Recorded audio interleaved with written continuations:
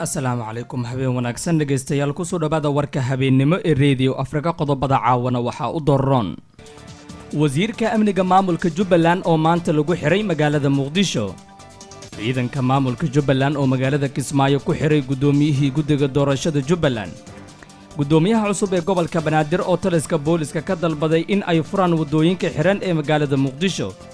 banaanbaxyo looga soo horjeedo dowladda Soomaaliya oo maanta ka dhacay magaalada Kismaayo ee gobolka Jubbada Hoose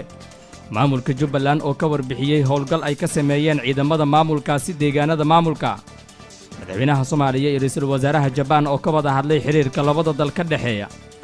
dad ku dhintay shil gaari oo ka dhacay degmada Xingalool ee gobolka Sanaag gudoomiyaha gobolka Banaadir oo kulan gaar ah la qaatay ku xigeenadiisa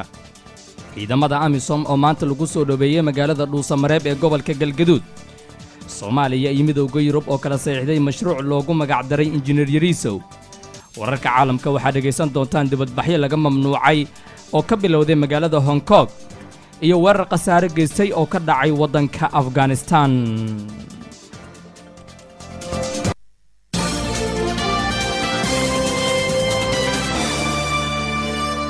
ماستر حكسيدي maxaa cusub adeega dhambaal ee Hormuud Telecom oo muxuu ahaa waa fariinsida ku fududeynaya inaad fariintaadii oo cod ah aad dirto gartay macaamil kasta oo Hormuud sita wuu dirsan karaa fariinta waana loo soo diri karaa oo sideen u dirsan karaa garaac 133 kadibna raaci nambarka aad u direysay fariinta codka ah adigoo ku bilaabaya 6 hal hadii aad dhageysanaysana garaac 134 dhambaal waa fududeeyaha fariin codeedka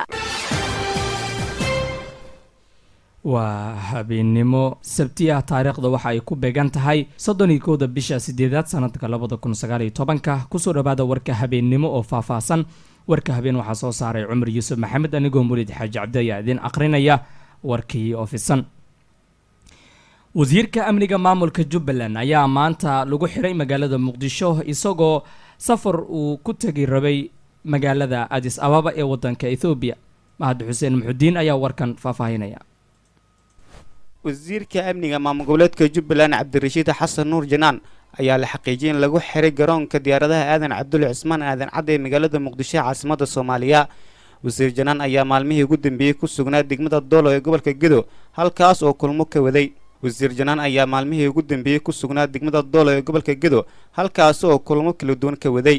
ilo ka tirsan wasaaradda amniga maamul goboleedka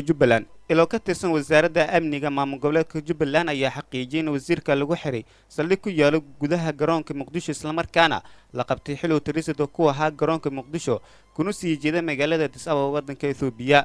xildhibaano ka tirsan baarlamaanka dowladda dhexe ee Soomaaliya ayaa la sheegay inay tagaan garoonka isla markaana halkaas ay ka jirto dhaqaaq ka dhashay xariga wasiirka Cabdirashiid Janaan ayaa loo heystaa eedeemo la xiriiro xadgudubka ka dhan ah bini'aadanimada gaar ahaan arrin ka dhacday sanadkii 2015 degmada Doolo ee gobolka Gedo halkaas oo 4 ruux oo maxaabiis ahaa lagu dhex dilay xabsigii ay ku jireen bishii Abriil ee sanadkan in ku guda jirno 2019 ayaa warqad ka soo baxday maxkamadda gobolka Banaadir waxay ku buurisay dacwadda loo heystay iyo amarkii yaalay maxkamadda